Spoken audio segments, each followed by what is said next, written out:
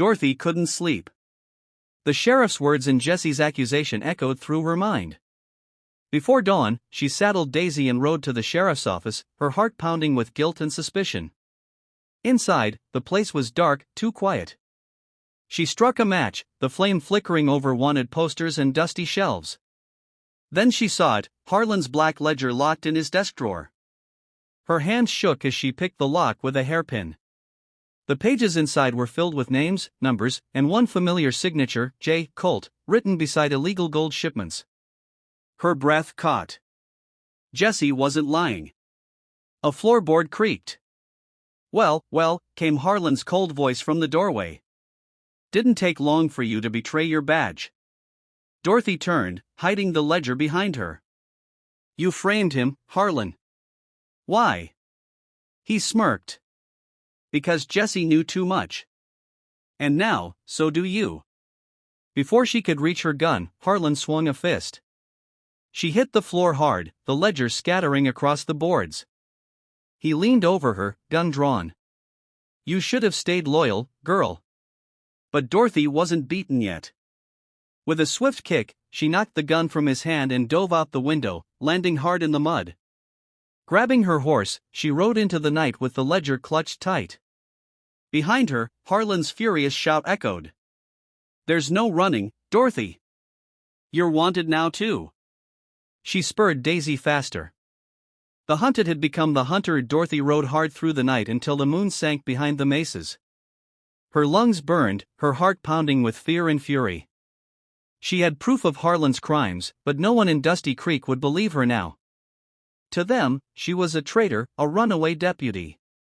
She found Jesse at dawn, camped near Red Rock Canyon. His revolver was drawn before she even dismounted. Easy, it's me, she said breathlessly, holding up the ledger. You were right. He studied her face, then lowered his gun. Didn't think you'd come. I had no choice. Harlan's after both of us. They sat by the fire, and she handed him the book. Jesse flipped through the pages, jaw tightening. This will hang him, he muttered. Dorothy met his eyes. Then we make it public. For the first time, he smiled, not the outlaw's smirk, but something gentler. You're playing a dangerous game, deputy. Guess I learned from the best, she teased softly. The tension between them thickened like storm clouds. When he reached for her hand, she didn't pull away. Dorothy, he whispered, we might not live through this. Then let's make every minute count. Under the rising sun, law and outlaw became one heart bound by danger, desire, and destiny. The sun beat down on Dusty Creek as Deputy Dorothy Kane adjusted her badge. She wasn't just the only woman deputy in the county, she was the toughest shot this side of the border. Folks respected her, and feared her temper. That morning, Sheriff Harlan rode in from the North Ridge, grim-faced. Dorothy, we got word. Jesse Colt's back. The name struck her heart like a bullet. Jesse, the outlaw who once saved her life during a Comanche raid 3 years ago. She'd let him go back then, telling no one. But now, he was wanted for a bank robbery that left 2 men dead. She saddled her horse, Daisy, determination hardening her voice. I'll bring him in, Sheriff. Myself. As the sun sank low, she tracked Jesse's trail across the desert, boot prints, cigarette butts, and that familiar black hat mark in the dust. When she finally found him near the canyon, her breath caught. He hadn't changed, still rugged, still dangerous, still carrying that crooked smile that made her heart twist. Didn't think I'd see you again, deputy, Jesse drawled. She raised her gun, but her hand trembled. You're wanted for murder, Jesse. He stepped closer, eyes locked on hers. You really gonna shoot the man who once saved you? The desert wind howled between them. The law said she should arrest him.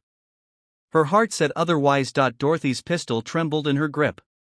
The canyon air was heavy with silence, broken only by the rustle of wind and Jesse's steady breathing. You don't understand, she said, her voice softer now. Oh, I think I do, Jesse replied. You came to bring me in, but your heart ain't in it. He stepped closer, his hand brushing the barrel aside. For a moment, Dorothy forgot the badge on her chest. She saw not an outlaw, but the man who had once risked his life for her. "Tell me it's not true, Jesse," she whispered. "That you didn't rob that bank." He smirked sadly. "I was there, but I didn't pull the trigger. Someone wanted me blamed." Dorothy's eyes narrowed. "Then who?" "Sheriff Harlan," Jesse said bitterly. "Your boss. He's been running gold shipments under false names. I found out, and now I'm a dead man if I don't vanish." Dorothy's world tilted. Harlan was the law, her mentor, her family since her pa died. "You're lying," she said, but doubt cracked her voice. "Then check the sheriff's ledger," Jesse said, mounting his horse. "Find the truth, Dorothy. Until then, you never saw me." He rode off into the dusk, leaving her standing in the crimson light, torn between duty and desire. The desert wind carried his voice back to her. "When you find the truth, you'll know who the real outlaw is." By noon, every poster in Dusty Creek bore her name. Deputy turned deserter, Dorothy Kane, armed and dangerous. The people she once protected now whispered her name like a curse. She and Jesse hid in an abandoned mining shack by the canyon rim. Dust filled the air, and the sound of distant hoofbeats haunted the horizon. Jesse loaded his gun. "We'll ride out tonight. Cross the border by sunrise." Dorothy shook her head. "I can't. I won't run forever. I need to bring him down clean." He gave her a lone look. "You still believe in the law?" "I believe in justice," she said firmly. "Even if I have to break the law to get it." He admired her courage, though it scared him. "Then we'll do it your way," he said finally. "But if it comes down to you or him, I'm pulling the trigger." As the wind howled outside, Dorothy stared into the dying fire. The world saw her as an outlaw now.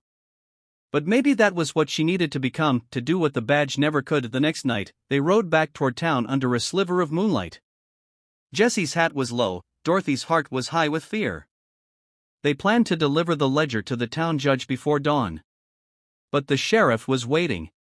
Gunfire exploded from the rooftops as they galloped down Main Street. Bullets sparked off the horseshoes, glass shattered, and the air filled with dust and smoke. "Ambush!" Jesse shouted, pulling Dorothy behind a wagon. "He knew we'd come." Dorothy gritted her teeth. "Then we fight our way through." They returned fire, side by side, law and outlaw, their pistols roaring in rhythm. Harlan's men fell one by one, but more came. Then Jesse groaned, clutching his side. Blood soaked his shirt. "Jesse," she screamed, catching him before he fell. He smiled weakly. "Ain't dying yet, deputy. Not till you clear our names." Dorothy dragged him behind cover, fury blazing in her eyes. The sheriff stepped into the street, shotgun in hand. "Come out, Dorothy. It's over." She rose slowly, dust swirling around her boots. "You're right," she said coldly. "It is." The town square was silent, all eyes on the showdown. Dorothy faced Sheriff Harlan in the pink light of dawn, her gun steady despite the tremor in her heart. "You framed him. You used me. You murdered innocent men for gold," she said, voice sharp as steel. Harlan sneered. "And you're gonna prove that with a book nobody believes?" "I'll prove it with lead if I have to." He raised his shotgun, she fired first. The echo thundered across Dusty Creek. Harlan staggered back, eyes wide, and fell to the dirt. Dorothy dropped her smoking pistol, chest heaving. Justice, cold, brutal, and final, was done. She ran to Jesse's side. He was pale but smiling. "You did it, sweetheart." "We did it," she whispered, pressing her forehead to his. The townsfolk stepped closer, whispering her name now not with hate but awe. The judge himself took the ledger, eyes narrowing as he read. "Seems the law had it wrong," he said quietly. "Deputy Kane, you're cleared of all charges." Dorothy looked down at Jesse. "Let's go home." He grinned faintly. "Wherever you are, that's home enough." As the sun rose over Dusty Creek, the outlaw and the deputy rode away together, no badge, no chains, just freedom and love. Months had passed since the smoke cleared from Dusty Creek. The name Deputy Dorothy Kane was no longer whispered with suspicion but spoken with pride. Folks said she brought justice when the law couldn't and rode away before the dust settled. Dorothy and Jesse made their home beyond the Sierra Ridge, where the land rolled wide and free.